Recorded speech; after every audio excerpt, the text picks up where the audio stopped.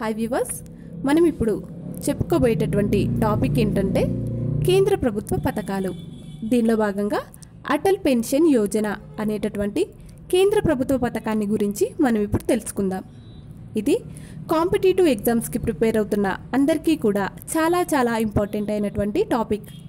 ప్రతి ఎగ్జామ్లో కూడా దీనికి సంబంధించి 1 లేదా 2 ప్రశ్నలు అడగడం జరుగుతుంది.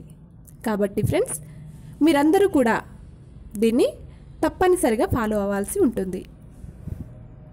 టాపిక్ స్టార్ట్ చేద్దాం. అటల్ పెన్షన్ యోజన అనగా ఇది వృద్ధాప్యంలో ఎవరూ కూడా తమ కనీస అవసరాల నిమిత్తం ఇతరులపై ఆధారపడకుండా నెల పింఛన్ రూపంలో కొంత మొత్తాన్ని పొంది గౌరవంగా జీవించాలి అనేటటువంటి ఉద్దేశంతో భారత ప్రభుత్వం ప్రవేశపెట్టినటువంటి నూతన పథకం అటల్ పెన్షన్ యోజన.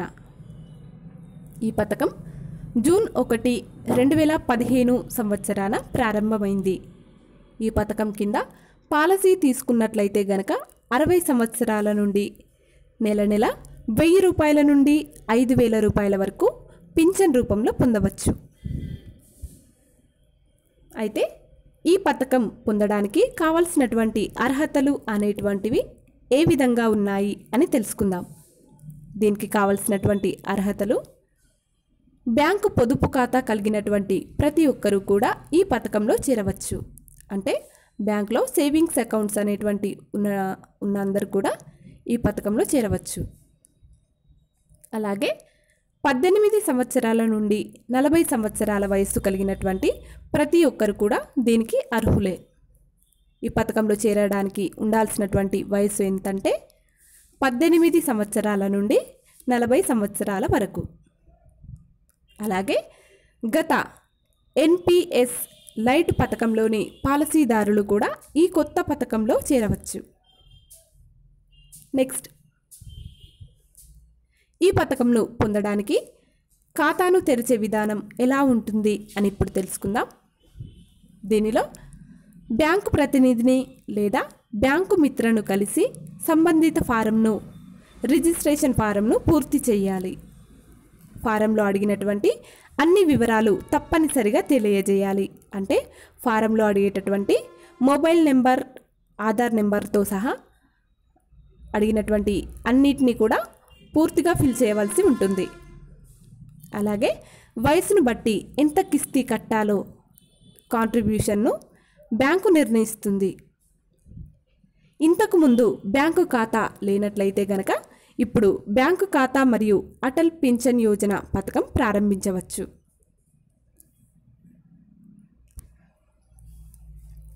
బ్యాంకు ఖాతా తెరిచేటప్పుడు నీ వినియోగదారుని గురించి తెలుసుకో. అనగా కేవైసీ నిబంధనలను అనుసరించవలసి ఉంటుంది. మీరు డిపాజిట్ చేసినటువంటి మొత్తం లేదా మీ పొదుపు ఖాతాలో నుండి మీ కాంట్రిబ్యూషన్ను తీసుకునే అధికారాన్ని బ్యాంకుకు కల్పించాలి. ఈ ఖాతాలో కాంట్రిబ్యూషన్కు కావాల్సినటువంటి మొత్తం గనక లేనట్లయితే ఆ తర్వాత అపరాధ రుసుముతో కలిపి బ్యాంకు వసూలు చేస్తుంది. ఖాతాలో కాంట్రిబ్యూషన్ వసూలు చేయడానికి 24 నెలల సమయం బ్యాంకు మనకు ఇస్తుంది. గడువు ముగిసేలోపు మనం కాంట్రిబ్యూషన్కు కావలసినటువంటి మొత్తాన్ని డిపాజిట్ చేయకపోయినట్లయితే గనక ఖాతాను బ్యాంకు మూసివేస్తుంది. ఖాతాదారుడు పాలసీ తీసుకునేటప్పుడు ఫారంలో తప్పనిసరిగా నామినీ పేరును ప్రతిపాదించాలి.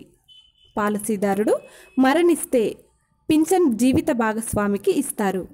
అలాగే ఖాతాదారుడు మరియు జీవిత భాగస్వామి ఇద్దరూ కూడా లేకపోయినట్లయితే పింఛన్ నిధిని నామినీకి ఇవ్వడం జరుగుతుంది. 60 సంవత్సరాల వయస్సు నుండి మీరు లేదా మీ మరణం తర్వాత మీ జీవిత భాగస్వామి ప్రతి నెల నిర్దిష్టమైనటువంటి పెన్షన్ పొందుతారు. మీ జీవిత భాగస్వామి తర్వాత మీ నామినీ అయినటువంటి వ్యక్తి 1,70,000 నుండి 8,50,000 వరకు పొందుతారు. దీనిలో కనీస పెన్షన్ ప్రయోజనానికి ప్రభుత్వం గ్యారంటీ ఇస్తుంది. నెలవారీ చెల్లించవలసినటువంటి సొమ్ము లబ్ధిదారుని వయస్సు మరియు ఎంచుకున్నటువంటి పెన్షన్ సొమ్ముపై ఆధారపడి ఉంటుంది. కంట్రిబ్యూషన్ సొమ్ము ఖాతాదారుల పొదుపు ఖాతా నుండి బ్యాంకు ద్వారా ఆటో డెబిట్ సదుపాయం ద్వారా తీసుకోబడుతుంది. 31 డిసెంబర్ 2015కి లోపల ఈ పథకంలో గనక చేరితే మొత్తం సహాయంలో కేంద్ర ప్రభుత్వం 50% లేదా ప్రతి ఏటా 1000 రూపాయలు మరియు ఏది తక్కువైతే అది ఈ సహాయం అర్హులైనటువంటి ఖాతాదారులందరికీ కూడా 5 సంవత్సరాల పాటు చెల్లిస్తుంది. ఏ వ్యక్తి అయినా కేవలం ఒక పొదుపు ఖాతా ద్వారా మాత్రమే ఈ పథకాన్ని పొందవచ్చు.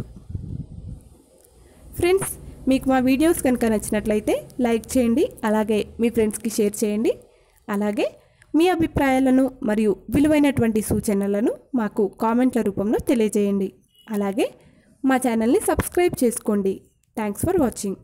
Please like and share and subscribe.